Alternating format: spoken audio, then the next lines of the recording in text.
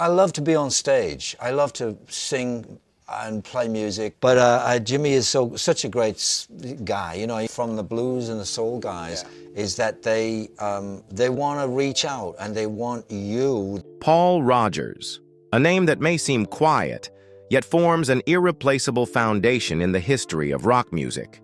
With a voice thick, raw, and emotionally rich like smoldering embers, Paul never needed to scream to be heard.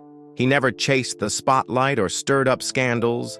Yet it was Freddie Mercury himself who once called him the greatest rock singer in England, a title few dare to bestow, and even fewer deserve more. From All Right Now with Free to Can't Get Enough with Bad Company, from standing alongside Jimmy Page in The Firm to collaborating with Queen without ever imitating Freddie, Paul Rodgers' journey is an epic of steadfastness. For over 50 years, he chose to step back from the spotlight at the peak of his fame, chose a quiet life with his second wife among the pine forests of Canada, and chose to return to the studio at age 73, after suffering 2 major strokes and 11 minor ones that nearly robbed him of his voice. Yet behind that calm demeanor and seemingly unchanging voice is a man who once left a poor industrial town for London with nothing but empty hands. A self-taught artist with no formal musical education, yet someone who could make Brian May stop playing just to listen. A father who walked away from the stage simply to be present as his child grew up. Paul Rodgers' life isn't a stormy anthem, it's a deep, soulful blues that has stretched across every chapter of British rock. And perhaps it's precisely because he never sought attention that his voice has lasted this long. What has kept Paul Rodgers standing firm in a world of constant change, and why is he still revered as the voice that never needs replacing? Let's find out in this video. Early life. Paul Bernard Rodgers was born on December 17, 1949, in Middlesbrough, a smoke-filled industrial town in the northeast of England, where mornings began with the screech of train whistles and the air was thick with coal dust. His family came from a purely working-class background. His father was a painter in the construction trade, and his mother a housewife who raised 3 sons in a small home nestled within a poor neighborhood. No one in the household played an instrument, let alone dreamed of becoming an artist. But in that practical, no-nonsense world, Paul, the middle child, soon discovered something that made his heart beat differently: the voice of Ray Charles. He was only 10 years old that day, wandering around the living room, when a voice came through the old radio. It wasn't the rhythm or the lyrics that caught him, but the ache and drawn-out notes in Ray's singing that hypnotized the boy. It wasn't just music. It was raw emotion, alive and speaking for the first time. From that moment on, Paul lived a double life. By day, a regular schoolboy kicking footballs through gray, dusty streets. By night, he would retreat into the shed behind his house, quietly listening to the soul and blues records he'd secretly collected. Otis Redding, Sam Cooke, Muddy Waters. No one taught him how to sing. There were no expensive instruments. Just a pair of attentive ears and a heart that quietly echoed the sounds of a world he somehow belonged to. At 14, Paul and a group of schoolmates formed their first band, the Roadrunners. He played bass and sang lead vocals, performing at school parties and local pubs for just a few coins. But to that teenage boy, it wasn't just about performing. It was the first time he felt he had a place in this world. While his friends began heading toward factory jobs or technical school, the expected path of the working class, Paul quietly but firmly chose another direction. He didn't say much. He only knew one thing. If he didn't chase his voice to the end now, he might never get the chance again. So he left Middlesbrough. No money, no connections, no promises for the future. Only a voice, a few rough demo tapes, and the belief that in London, the city of 100 bands and 1,000 dreams, there might be a place for him. There were no teenage scandals, no dramatic tragedies, but Paul Rodgers' childhood was its own kind of journey, materially lacking, emotionally isolated, and fueled by a longing to live out of step with everyone around him.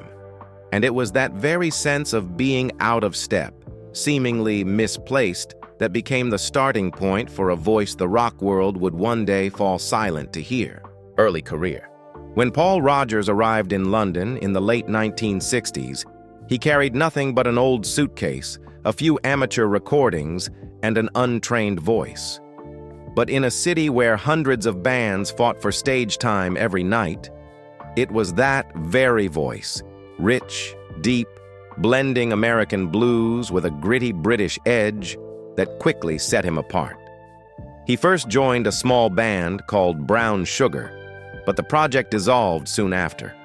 At a local gig in Finsbury Park, Rodgers happened to meet Paul Kossoff, a young guitarist who had just left the band Black Cat Bones. Kossoff was nearly stunned by the way Rodgers delivered an old blues number as if it came from the depths of his own soul. Without much discussion, within a few weeks, the two teamed up with drummer Simon Kirke and 15-year-old bassist Andy Fraser to form a new band, Free. Free officially debuted in 1968. The average age of its members was only 18, but despite their youth, they had something rare among bands at the time, a raw, untamed emotional power, true to the name Free that Rodgers had chosen, meaning total freedom from the polished pop and psychedelic formulas dominating the charts. They signed with Island Records and released their debut album Tons of Sobs in 1969, gritty, fierce, and intriguing to critics. However, it wasn't until their third album, Fire and Water, 1970, that Free truly exploded onto the scene. The turning point came after a failed gig in Durham. The crowd had been unresponsive, and morale was low. That night, Rodgers and Fraser sat down and tried to come up with something lighter for the next show. In under 10 minutes, they wrote All Right Now, a simple tune about a guy flirting with a girl. But its catchy melody, unpretentious lyrics, and Rodgers' electrifying performance turned it into one of the most iconic rock songs of all time. All Right Now shot to the top 5 in both the UK and the US, propelling Free from obscurity to global stardom. The track was played over 1 million times on American radio, a rare feat for a band less than 3 years old. Paul Rodgers, barely in his early 20s, suddenly became the face of British blues rock, with a voice described as the Ray Charles of rock. Free began touring across Europe and North America, but the higher they climbed, the more cracks appeared within the band. Kossoff battled addiction, while Fraser increasingly clashed with Rodgers over songwriting. In 1971, the band disbanded for the first time, reunited briefly, and fell apart again. Their final album, Heartbreaker, 1973, was recorded under mounting tension, with Rodgers carrying much of the vocal and songwriting weight on his own. Though Free's time was short, it was enough for Paul Rodgers to cement his place, not as a rising star, but as a true musical force. No flash, no gimmicks, just a voice that could make an entire generation believe in the raw power of emotion.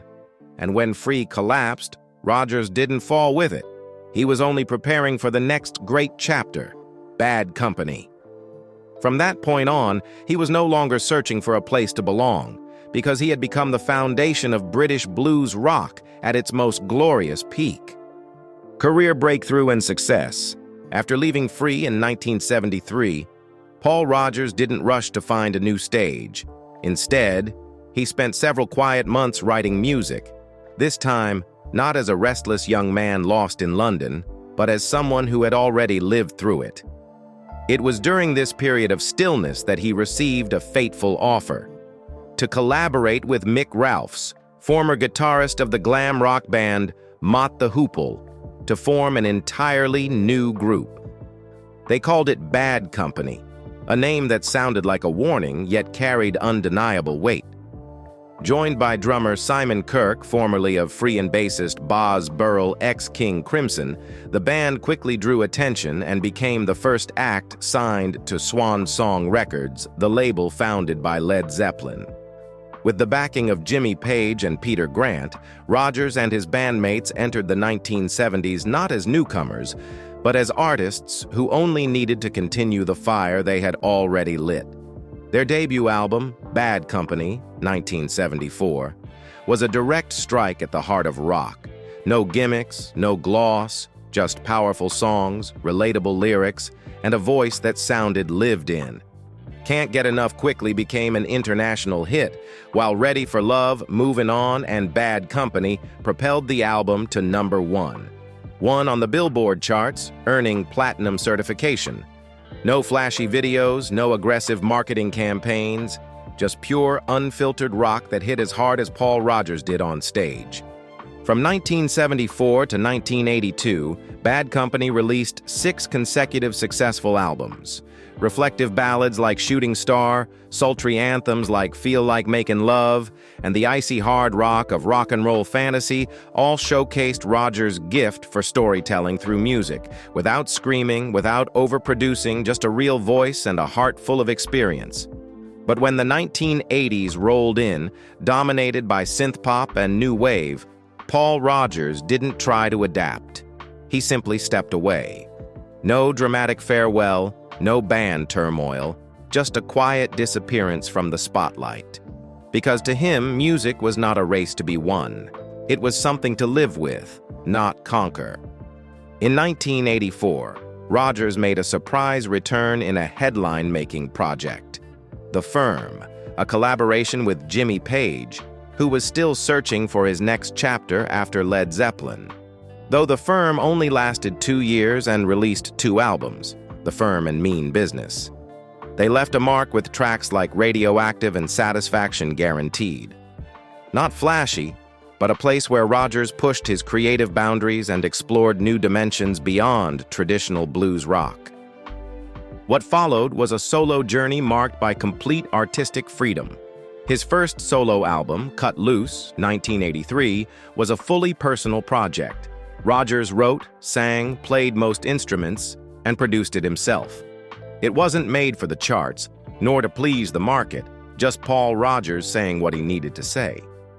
The pinnacle of his solo career came with Muddy Water Blues, a tribute to Muddy Waters, 1993, a heartfelt homage to the blues legend who had shaped his childhood.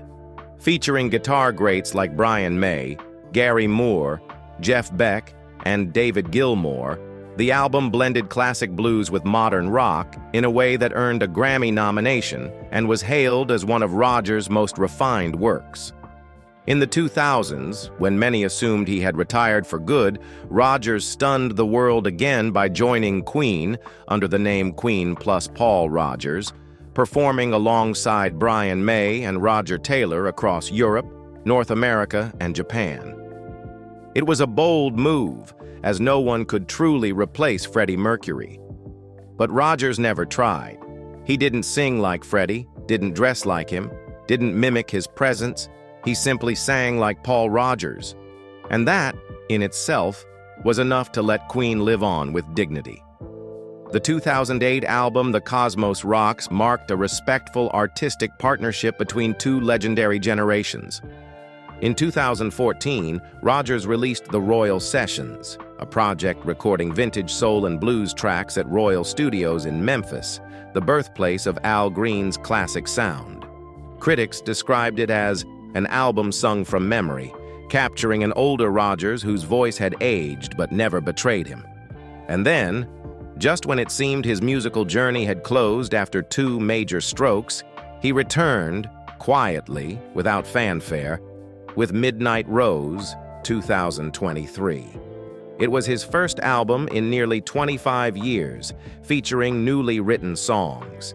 His voice, now heavier and more seasoned, still carried emotion, resilience, and unwavering devotion to the blues, the very genre that had rescued him from lonely nights in a backyard shed at age 10. Paul Rodgers' career didn't follow dramatic turns, didn't create new waves, and didn't set out to define trends. But he became the steady current that kept British blues rock alive, the bridge between authentic emotion and uncommercialized artistry. No one waited for his return, but each time he did, the world remembered. True music never goes out of style. Personal life. When people think of legendary rockers, they often imagine endless parties, chaotic love lives, and tabloids flooded with scandal. But Paul Rodgers is different. In over half a century of music, he has never been entangled in romantic controversies, never had public family drama, and has never appeared in the media for anything unrelated to music. And it's not because he hid things well, it's because he truly lived, so quietly that no one could intrude. Rodgers' first marriage was to Michiko Shimizu, a Japanese woman he met in the 1970s, when his career with Free and Bad Company was at its peak. There was no publicized wedding, no lavish photos in glossy magazines. They lived quietly and steadily, raising 2 children, one of whom, Steve Rodgers, later became a singer, inheriting his father's quiet but powerful voice. When asked why he stepped away from the stage during Bad Company's golden years, Paul didn't cite musical fatigue or burnout. He simply said, "I wanted to be home with my kids." In an industry where artists often choose the spotlight over their families, Rodgers was a rare exception. He didn't make grand declarations about fatherhood, nor did he post pictures of his children. He just chose to be present at the right time, in the right way. After an amicable split with Machiko, Rodgers lived alone for many years. It wasn't until 2007 that he remarried, this time to Cynthia Caroluk, a former Miss Canada and well-known health expert. The wedding took place on a quiet afternoon at their seaside home in British Columbia. No celebrity guests, no paparazzi, no exclusive magazine deals. When asked why he married in his 50s, he simply smiled. At this age, you don't need a grand wedding. You need someone who will walk with you through your quietest days. With Cynthia, Paul began a new chapter, far from the stage, surrounded by nature, hiking through the forest, tending the garden, practicing yoga each morning, and occasionally, writing music. While many assumed he had retired, in reality, Paul Rodgers was simply living a real life. But that piece was severely tested in 2016, when he suffered a major stroke that left him unable to speak. It was followed by 11 minor strokes and a second major one in 2019, leaving him nearly unable to sing. In a rare interview, Rodgers recounted the moment he thought it was over. "I couldn't speak, I couldn't sing, and I didn't know if I'd ever start again." He underwent a 6-hour open skull surgery, with no guaranteed outcome.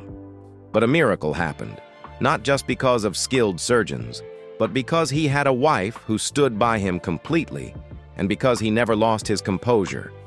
Cynthia later shared, "We didn't talk about what was lost, we only talked about what was still there."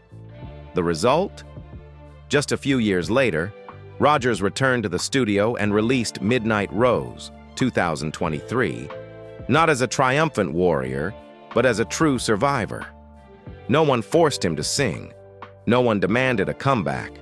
But he returned, simply because music was where he belonged. Paul Rodgers has never used his private life to attract media attention.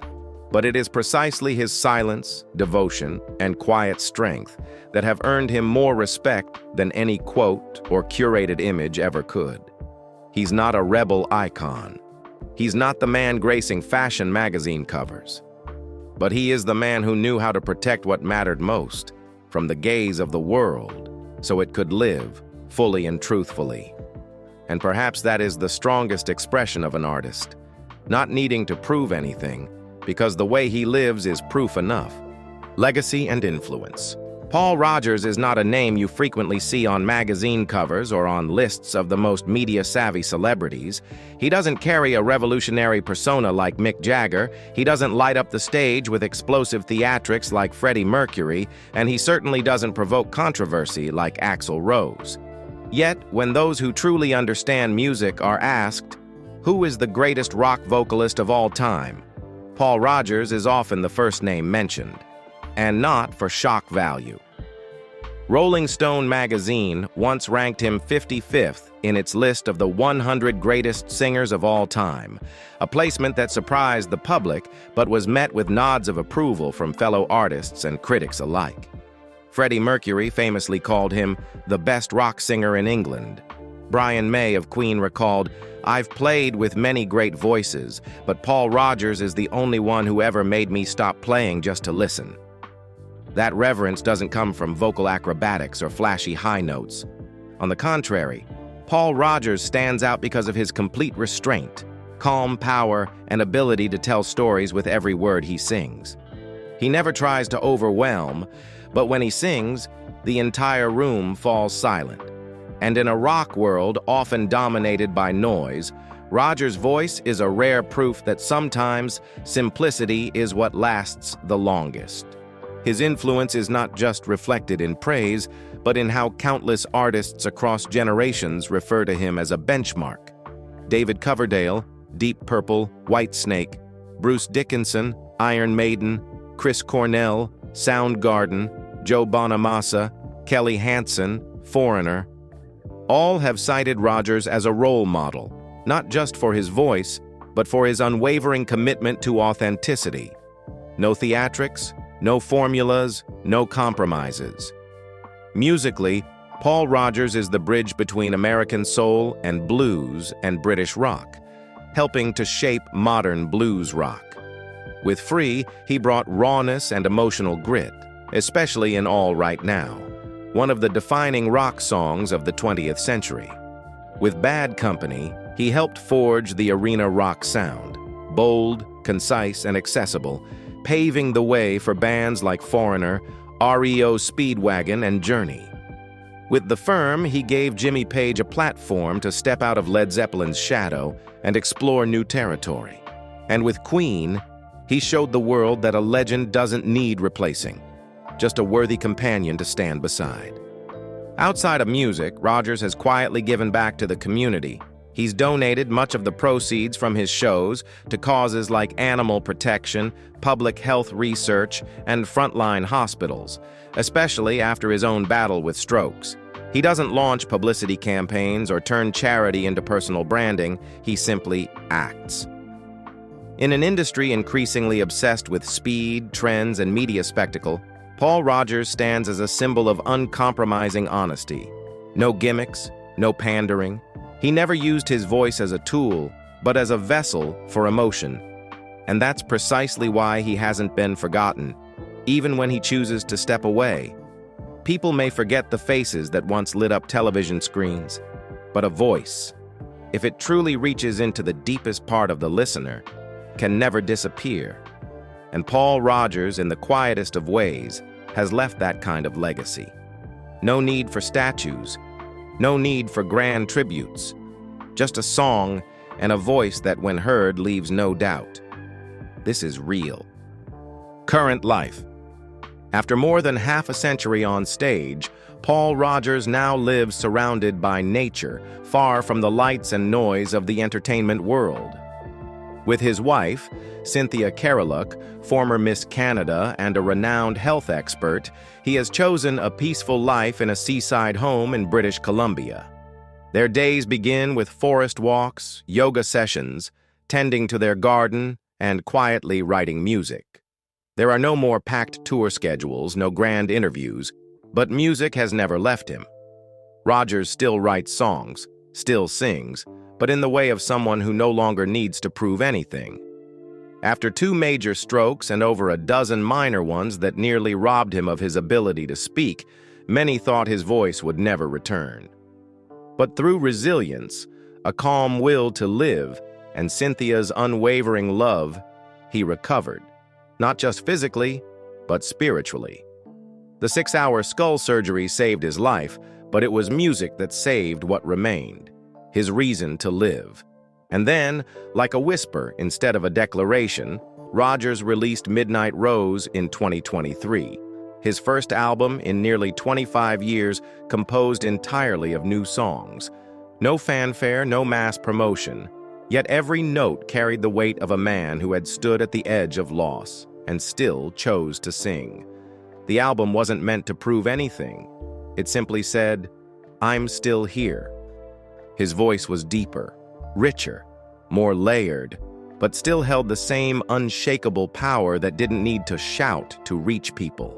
In 2024, he released the music video Photo Shooter, continuing his style of simplicity, grace, and pure emotion. No blinding lights, no flashy effects. Just a man who had moved beyond youth, sitting there, singing about things only truly understood through experience. He didn't launch a global tour or sign with a major label. Instead, Rodgers chose to connect with his audience through small interviews, behind-the-scenes glimpses, and a few heartfelt social media posts. He doesn't live stream, doesn't follow trends, doesn't chase attention, because he knows what's genuine doesn't need to be loud. In 2025, Rodgers joined the project Can't Get Enough, a tribute to Bad Company, an album honoring the hits that built the legendary band he helped create. But he didn't step into the role of a veteran, looking back with nostalgia. Instead, he entered as a companion, listening to younger artists sing his songs, smiling gently, because music, if it truly touches people, never fades away. "I don't need to go far anymore just to sing," Rodgers once wrote on Twitter. "I just need a quiet place and someone who truly listens." That wasn't a statement, it was a way of life. In a world where artists often use noise to survive, Paul Rodgers chooses silence to continue. No spectacle, no fading away, just a voice, still here and never once untrue to itself. Paul Rodgers' story is not just the journey of a great voice. It is a testament to unwavering commitment, honesty, and absolute loyalty to music. Even when the world changes, even when the body seems no longer able to sing, he never needed noise to be heard, never needed statues to be remembered, and never needed to be called a legend, because the way he has lived and sung for over half a century is, in itself, something timeless. If you believe that artists like Paul Rodgers deserve to be remembered, not because they were once famous, but because they never lost themselves, hit like, subscribe, and turn on the notification bell so you won't miss the stories that truly matter in music. When did you first hear All Right Now? Or which ballad left you speechless when Paul sang it? Share your memories in the comments, because sometimes your own recollections are the most beautiful part of the story. See you in the next videos, where we continue to tell the quiet journeys that never fade.